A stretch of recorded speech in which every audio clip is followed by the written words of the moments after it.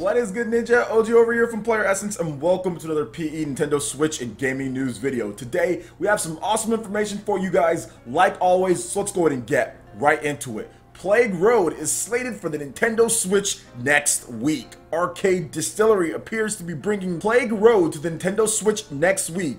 Over on the eShop, it's listed for December 7th. Now, Plague Road is a very interesting game because it's dark and fantasy type of game featuring a mix of turn-based tactical strategy and roguelike elements. It involves a story of a doctor who returns to his abandoned village to learn the fate of those who he left behind. So for more information on Plague Road, let's go ahead and check out the official overview of the game.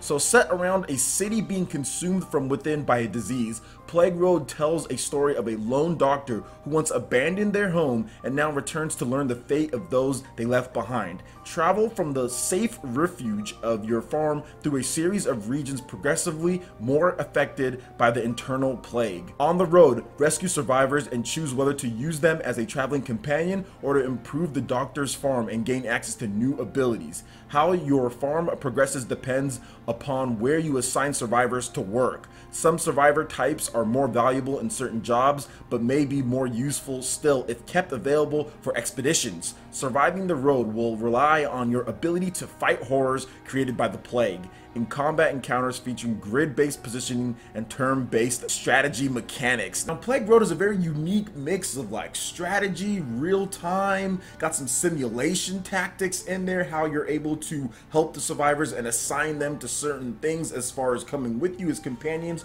or putting them back on the farm in order to build your resources. A lot of great stuff when it comes to Plague Road, and I think it's going to be a very good game for the Nintendo Switch. I actually checked out the game on Steam, and a lot of people do like it. There's a lot of strategy built into the game in terms of your combat and leveling up and weaponry and everything that you have to do. But on the harder difficulty, you really need to make sure that you pick like what you do with your companions. I was watching some playthroughs of the game, and it definitely gets intense. So this is one of those games for those who are kind of looking for like a Fire Emblem type of itch, maybe not so quite into that area, but something along those lines, a different take on like a strategy RPG type of game. Then Plague Road is right up your alley. Another great indie developer putting out games on the Nintendo Switch, and December is already packed full of great stuff. Xenoblade Chronicles 2 just launched, absolutely having a blast with that, which we'll get to in just a bit when it comes to the controller.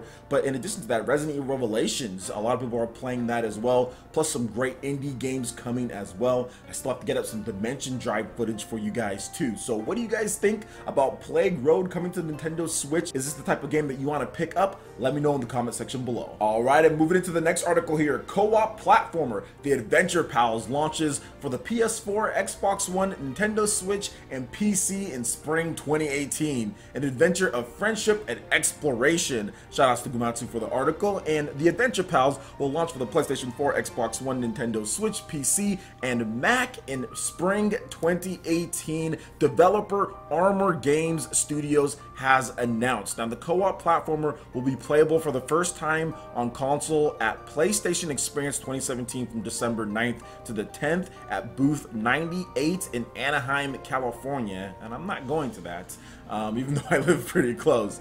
Here's a brief overview of the game via Armor Games Studio. The Adventure Pals is a side-scrolling action-adventure platformer about friendship and exploration, featuring RPG elements and two-player local drop-in / drop-out co-op. Leap, slash, and blast your way through increasingly mad-cap levels filled with dangerous traps, weird enemies, ridiculous bosses, and glorious treasure. Visit friendly towns, unlock fun costumes, and fill your scrapbook with secret stickers on a journey with a bizarre but lovable cast and colorful animated storytelling. Hop on the back of your giraffe, Sparkles, and discover 105 levels across 5 whimsical worlds filled with unique quests and characters, including zombie pirate cats, post-apocalyptic dinosaurs, and hot dogs that poop explosive mines. That sounds interesting. Help a whale regain confidence, take a side in battle between Toast and Dinosaur, travel to legendary Sunken City, decide the fate of a prairie election, and more, all while leveling up to gain new and more powerful abilities. Okay, after that description of the game, I totally want to play this now. This is absolutely ridiculous when it comes to what they're doing. It's ridiculous in, I guess, a good way, maybe? I mean, there's all sorts of stuff the Adventure Pals. It reminds me of like they're trying to kind of spoof Adventure Time. The art style is very similar. There's crazy different types of things going on, so it reminds me of Adventure Time, and I think that's exactly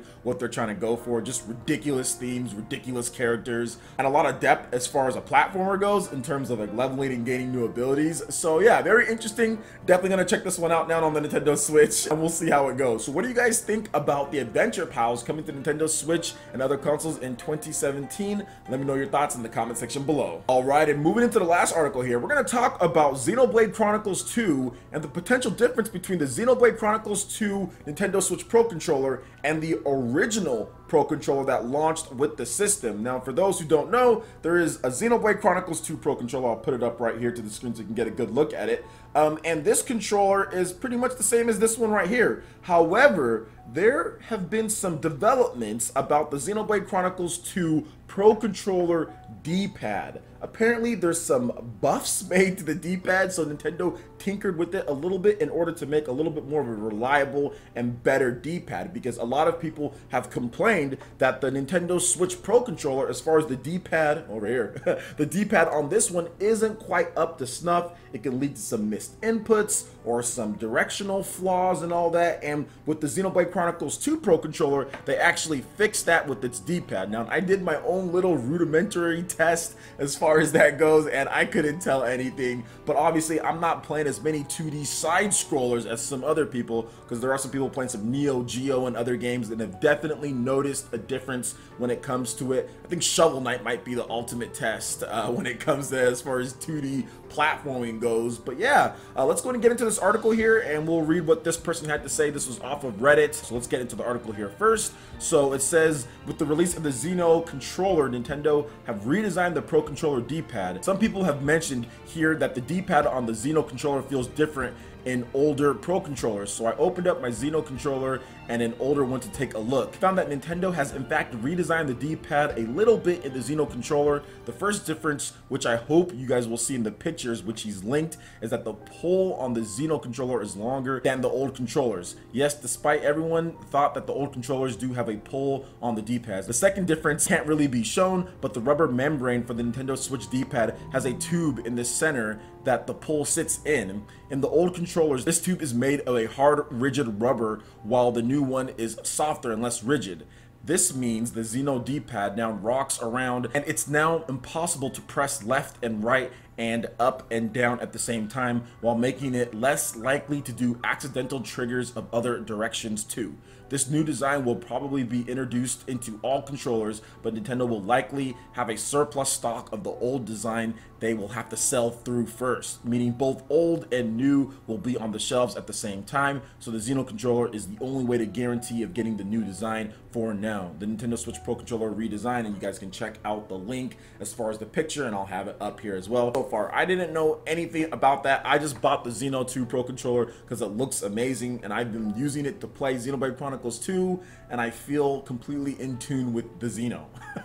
I feel completely in tune, but this is a great controller. So if you do want to get that extra benefit, I guess there is some benefits of it as far as the D-pad goes. Make sure you check out the Xenoblade Chronicles 2 Pro Controller. I just purchased it at Best Buy. There was no pre-order or anything like that. I just went into there and purchased it. I don't think Best Buy even had a pre-order. They might have, but I missed it. But they had the controllers right there at the top shelf as soon as I went in. So go ahead and check. I'm not sure if it's going to be like a huge seller because it's Xenoblade Chronicles 2, and on top of that, the controller is expensive, at least more expensive than the Nintendo Switch Pro Controller, because this one's $5 more. So it is in the 70s, then plus tax on there. So yeah, it's an expensive controller, so I'm pretty sure you'll be able to find it if you just go digging a little bit. So what do you guys think about this whole revelation when it comes to the D-pad on the Xenoblade Chronicles 2 Pro Controller? Will you pick up that one because of it, or will you just stick with the old one, or just stick with the Joy-Cons? Let me know your thoughts in the comment section below. Alright, Ninja, that wraps it up for this video here. Go ahead and check out the links in the description below. We've got Facebook, we've got Twitter. Go ahead and give us a like and a follow on our social media. Really helps us spread the content of Player Essence across the interwebs in addition to YouTube. Also, make sure you check out our Patreon and YouTube live gaming page and consider supporting Player Essence. When you do so, it gets you access to all sorts of cool benefits, perks, rewards, and emotes via sponsorship. So check out the link in the description below and consider supporting Player Essence right here on YouTube. Hit that like button if you did like this video. Lets me know you guys want more content like this going forward in the future. And subscribe to Player Essence for the latest RPG, Japanese, and Nintendo gaming news. Thank you so much for watching, and we'll catch you for the next video. Peace.